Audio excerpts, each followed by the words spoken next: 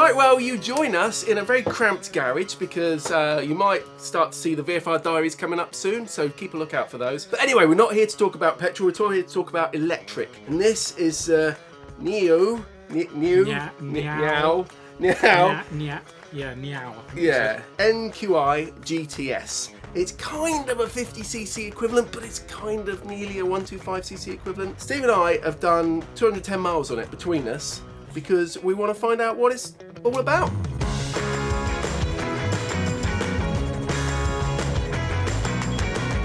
Right, so yeah, I put on about 100 miles. Steve's done 110. Yeah, about that. Yeah. Because normally when you do electric bikes, often you go on a launch and stuff like that, and you get the last one it was 37 miles. They took them on the launch. Like you can't assess them like that. No. And I guess let's go straight into it. Range, because whenever you talk about electric bikes, that's what people talk about. What do you think? I'm just going to dump it on you now. So, just a little bit of background. This is a 2-battery model. There's a battery in the footwell. There's a battery under the seat, which is a bit of a shock when you first think you can carry some things on it, like a big charger and a splitter pack. But overall, 100% charge, it says it's 57 miles of range. What was the best you got? Well, it's 20 miles from my house to work. Most of it's 30 through town. There's some a lot of 60 back roads. 50. There's some 50 back roads, which is helpful. And you wouldn't want to go much faster than that anyway, because it's pretty bumpy. And then there's parkways around Peterborough. So it's quite convenient that you could just sit at 30 in the 30s, 50 in the 50s. And I got to work, just as I pulled into the office, it said 51% of the battery remaining. Okay. So it's kind of a bit of a bum clencher that you probably wouldn't want to do the return journey just in case, because I would imagine the second 50% will last a lot less time than the first. Most experience on battery things is that it tends to wear out quick. I don't want to kind of push in on your bit, but I think that's where we probably need to. I've run it to empty a few times, and the first time was it was 10:30 at night. I was on a single carriageway road, come off a roundabout, big articulated lorry, proper big one in front of me. I was like, I can have this. I can't believe it. I'm on an electric scooter. I can get past it. I was like, get in, and it's clear road. So I was like, You can't get over the 55 mile an hour restriction, which is 51.8 mile an hour according to the GPS on my phone. Yeah. But whatever you do, tuck down, it's like, no, you're not going any faster than that. But I got past this truck, and literally I got in front of the truck, and it had said 4 mile range, and it went no, and that's when I discovered it cuts to e-save mode, which restricts it to 15 mile an hour, and it literally just went boom. Oh, it hazard lights on, waving at like, I'm really sorry. I just looked like such an arsehole. Got right into the into the edge of the road, and then come past. He didn't have a go at me, but so I think you're right. If you took that home, you might have got back, but you'd have been doing 15 miles an hour. Oh, 15 is so slow, isn't it? I did try it through the village, and the only benefit is that you do a mile at 15, and it's like, well, it's better than cycling, I guess. And then you go to 30, and it all feels really fast again. But because dynamic mode is 33 mile an hour. 33, yeah. I don't really get why 15. Maybe it's a European. To allow 14-year-olds to ride it, but I didn't really spend much time using that. Well, the top one's sport, isn't it? Which says 57 mile an hour, 57 miles. I got 31 the first time I did it, but I'm really heavy-handed, and all the time with this because it pulls quite nicely. You just go, well, you have to make noise for yourself. Don't you? You do, in your head. But definitely, I started riding it more calmly just before I handed it over to you, and it was. I think a 40 mile an hour range is fairly realistic under normal riding conditions, unless you're going to try and ride it, see how fast you can go all the time. So I came into work going really carefully, 30 in the 30s, 50 in the 50, and not even just getting it on its limit. So it's got cruise control, which is quite nice. So I'd get up to 30 or 29, put the cruise control on, and then just try and maintain speed through the village. And then I got to work, it was 51%. We charged it up, and I said, right, okay, well, let's get home as quick as I can. Or how I would normally ride it, really. Yeah. So that was up against the limiter in the 55s, in the 60s, through the parkway, dead on 30, but without the cruise control. Yeah. Kept it in sport mode all the way, rather than switching the modes. And then, so that was pretty much the same journey home. A little bit longer, just because some of the parkway, nothing in it though, really, clover leaves, nothing in it really. It knocked 1 minute 40 off my journey. It was about a 35-minute journey. It knocked 1 minute off. Yeah. But it was interesting. The route in, 51% left. On the route home, it was only 44% left. So that is the difference between just about, if you've really got the balls, just about doing a full day on it, or not at all. So not much time difference. No. Good data there. Yeah. How much enjoyment difference?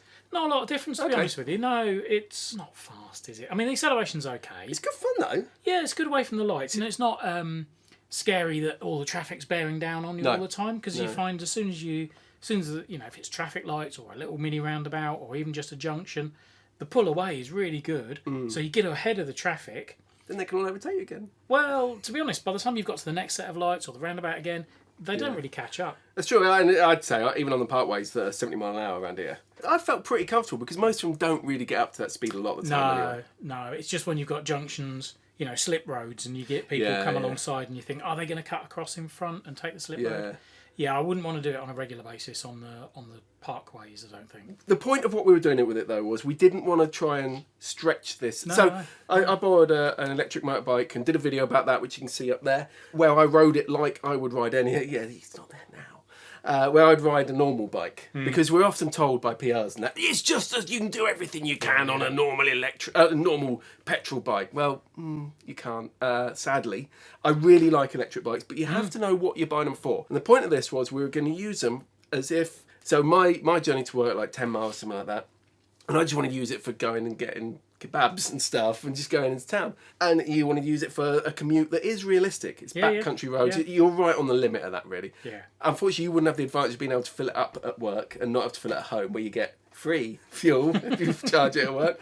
I could, but for what we were doing, it worked. And I think for somebody in a city... As we said earlier, it's twin battery. They're both removable. The one in the sort of your traditional luggage area, once you take that battery out, then it won't go into sport mode. It just stays in dynamic mode. So 33 miles an hour, which, to be honest, one evening I just went to the supermarket. It's about 4 miles each way, and that was perfect for that. It was a traditional scooter roll. You're only going to do 30 through town anyway. Yeah.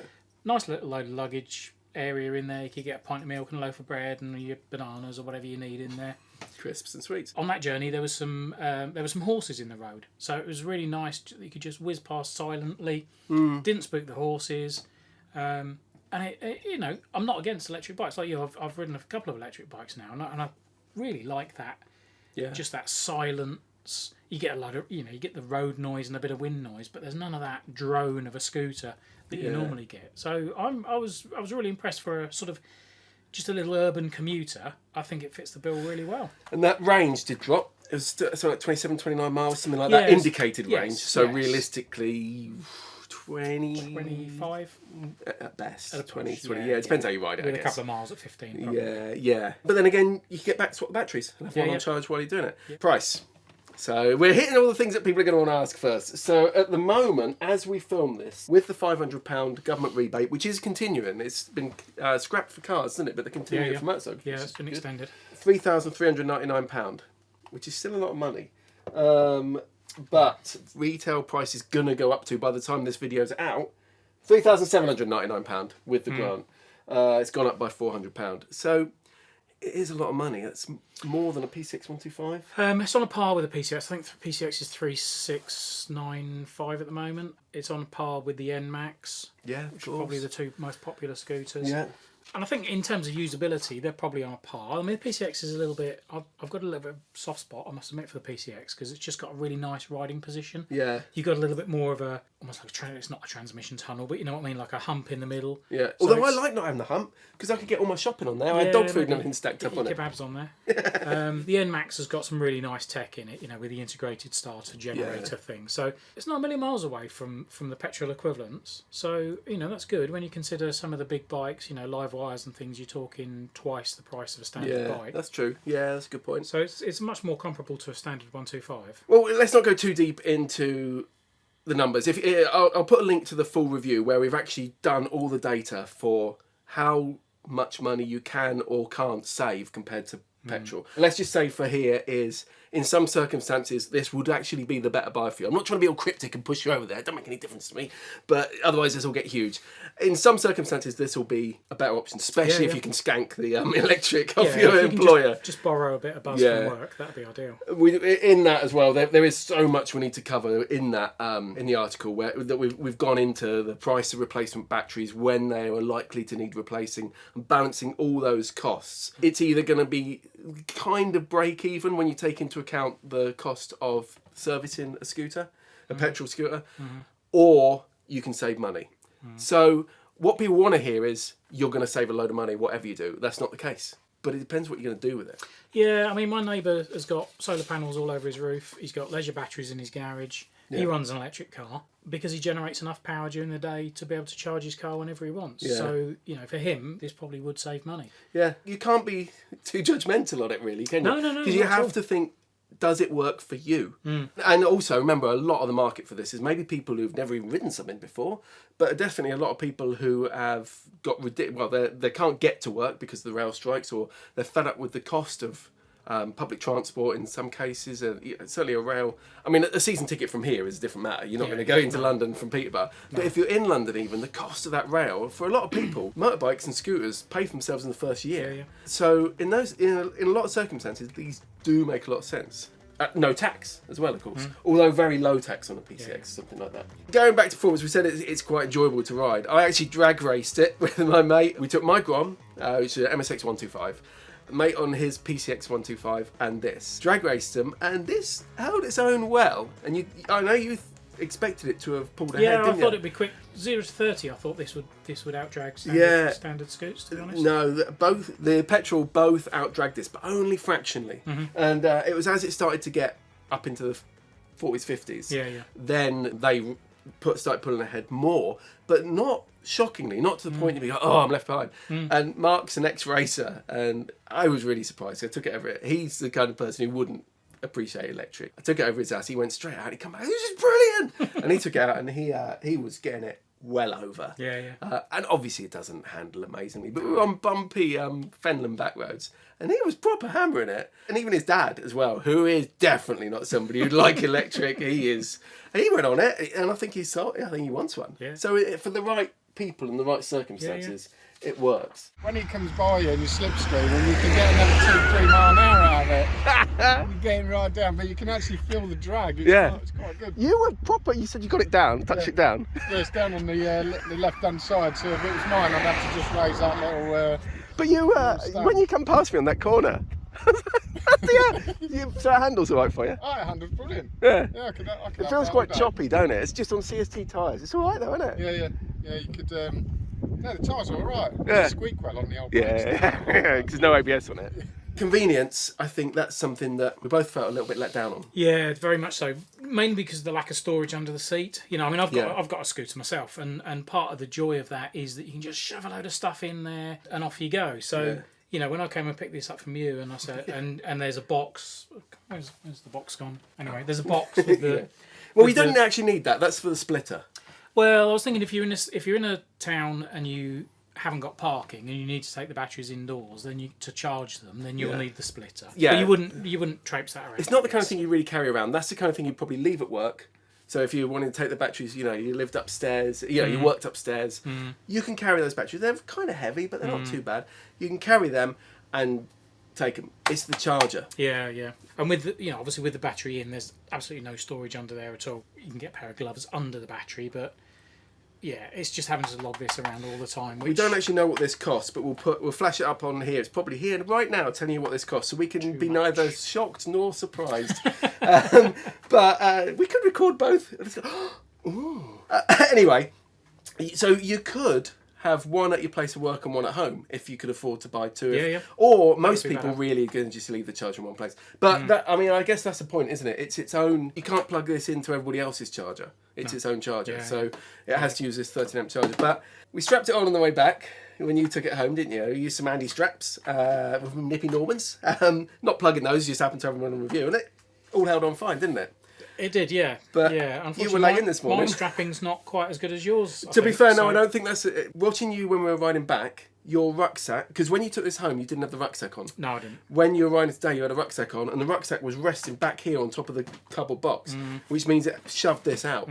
And I think that's what happened. You had a lot of force on that. I was about a mile into the journey and stopped. I was doing a little bit of filming, stopped to change camera positions, and suddenly realised that my load had lightened significantly along the way. Yeah. So we spent about an hour. Well, we both went back, didn't we? And team of 4 of us. Searched the bit of road. Did manage to recover it with some minimal damage. So it'll be interesting to see how much these are and what the bill will be when we send this one back. Yeah, sorry, Niao. Should say Niao. It's definitely not new. No, it's definitely not Nui. Niao. Yeah, no, it's Niao or something very similar to that, which means bull. Hence the logo. If you look it on Google, it says cattle, but I trust the manufacturer to have. Yeah, I don't know. Just call it cattle. Yeah. So I did wish for storage space. I had 2 boxes of dog food on the bottom and a carrier bag, which was restaurant to be fair. But again, it's like horses for courses, really, isn't it? You know, if your commute is what are we saying, 10 miles across town in the 30s, and you can do away with one of the batteries, you know, you need one battery, then there's storage for the charger. Yeah, or so you might need just to carry take it with you. I never felt the need to carry the charger. And for my commute, I wouldn't need to carry the charger. No. I wouldn't bother charging it at work unless I thought, well, I'll always keep it top. If I was using it mainly for commuting, actually, I'd keep it topped up at work, leave the charger at work. Yeah. And just skank their fuel. Yeah. Skank their energy. Hopefully this has given you a bit of an insight. If you're thinking about buying something like this, or any electric scooter, or particularly this one, obviously, check out the full review because it will give you much more data and help you make that decision. But we didn't want to dismiss it. No, not at all. And I guess then it remains to be said, you know, I've got 3 bikes, a ZX6, the Grom, and an S1000 XR, and you've got 3. 3. Yeah. 3 and a bit. And would you buy one? At the moment, I don't think I would. No. And it's not because the bike is bad. I think the bike is great, and I think, you know, I've got absolutely nothing against electric bikes. I think they're great. They're really fun. It's just the logistics for the journeys that I still need to do. If I was a little bit closer to town, absolutely. Yeah. But it's just that little bit.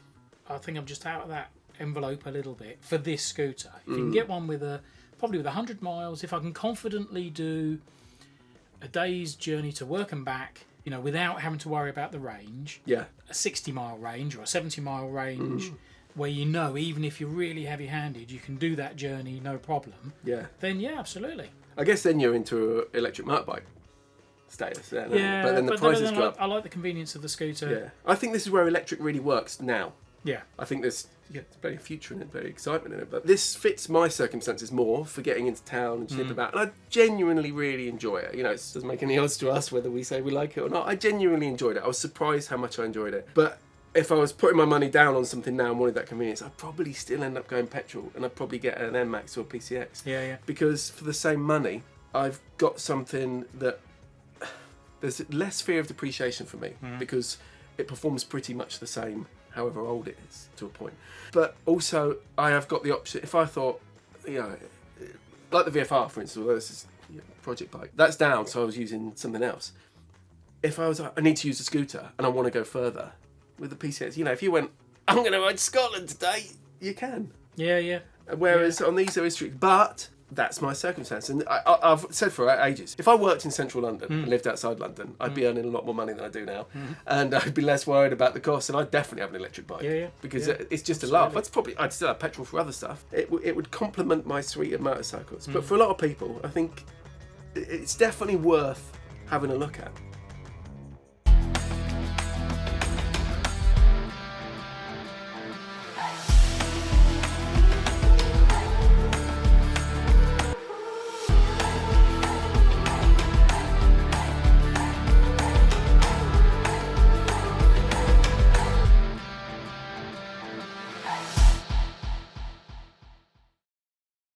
So we've got a special guest star, John Mansfield, Bike Social member, riding instructor. I thought you'd just take the mick out of this. No, not at all. I think it looks really smart. I haven't had a go on it. Yeah, it's good. And you use them at your school, don't you? We do. Yeah, we've got a couple of Lex Motos, kind of equivalent things, a 50cc equivalent and a 125cc equivalent. Yeah, and they're both all right, really. They run really. They're really quick off the mark, being electric and everything. But the only problem is, of course, is the age-old thing with electrics is they don't go very far. So what do you do on? Because our intention was to have Bertie at our place do a CBT on this, but because they do a 2-hour ride and where they were going, they weren't confident to do it. What do you do? Well, if you spend a lot of time just sort of round streets, 30 limits, sort of junctions and roundabouts and what have you, they're not too bad. You can pretty much. You have to do the off-road bit in the morning, so you have to put it on charge at lunchtime to top the battery up, and then go and do the road ride. Right. If you leave the village and go on a long straight bits of road, like flat out, it just sucks the power, because you can have it at 30 mile per hour or 28 mile per hour, whatever it is, for the 16-year-olds, or you hold the throttle wide open, then you hold it for 5 seconds and it de-restricts it, and you re-restrict it in the same way.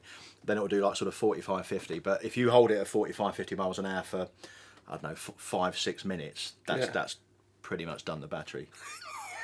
Yeah. And which ones are those? What bikes? Lex Motos. And the problem is now, my boss is having, is that the charger's knackered, and a new charger, they were like sort of 300 quid. Oh. They were really expensive. I thought 30 quid or something, and it wasn't. I mean, it's different brand and everything. It is a different brand. It's not the same bike, but no. Although, we'll probably want to know how much the charges are. I think we might need to. I would ask, Yeah. I would ask. All right, so they're the future. Well, I suppose so. It depends on what you're doing. If you live and work in the middle of London or something, yeah. But yeah, I think like Steve was saying, if an equivalent 125 petrol engine one, is cheaper to buy and easier to live with, isn't it? Yeah. And what are you going home on? My ZZR. 1100. Yeah.